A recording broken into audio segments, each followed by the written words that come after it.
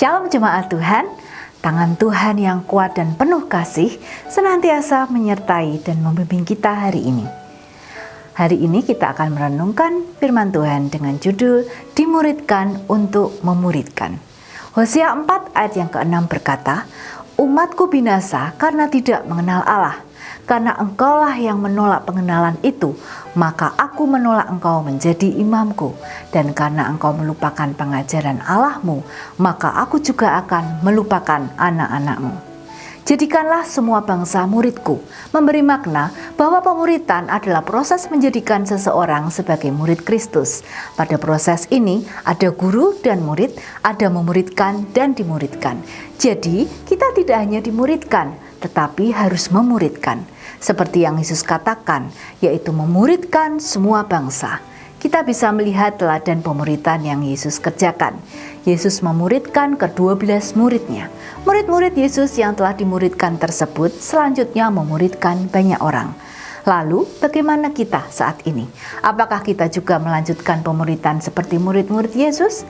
Ayat renungan hari ini mengingatkan kembali maksud kedatangan Yesus ke dunia, yaitu supaya umatnya tidak binasa. Hal ini terdapat dalam Yohanes pasal yang ketiga ayat yang ke-16. Sebelum naik ke surga, Yesus tentu ingat pada tujuan itu. Oleh karena itu, pemuridan bukan hanya sebuah perintah, namun juga fasilitas khusus dari Tuhan supaya kita hidup berkemenangan. Ayat ini mengajak kita mengalami proses pemuridan yang bertujuan untuk mengenal Allah dan selalu mengingat pengajarannya. Saat dimuridkan, seorang murid yang baik akan mengikuti perkataan guru. Bahkan pengajaran gurunya akan selalu terngiang-ngiang di telinga dan ingatannya. Pemuridan dalam Kristus akan membawa kita mengenal siapa Allah yang kepadanya kita beribadah dan beriman. Bukan asal kenal, namun kita mengenal pribadinya, menuruti perintahnya, peka akan suaranya. Pengenalan yang membawa kita intim dan melekat kepada pribadi Tuhan, sehingga kita menjadi murid yang berakar kuat pada Tuhan dan dewasa dalam iman. Angin kesulitan tidak akan menghancurkan kita. Ombak berbagai ajaran sesat tidak mudah memperdayai kita, hingga akhirnya kita maju melangkah untuk memuridkan orang lain, membawa orang lain juga mengenal Allah yang benar dan selalu hidup dalam pengajarannya. Saudaraku, sudah sampai pada peran apakah dirimu dalam program pemuridan Tuhan ini?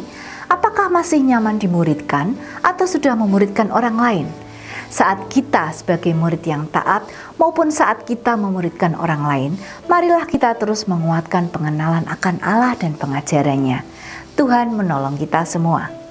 Apabila Bapak Ibu merasa terberkati dengan renungan ini, silahkan subscribe, like, komen, dan share kepada saudara yang lain. Terima kasih, Tuhan Yesus memberkati.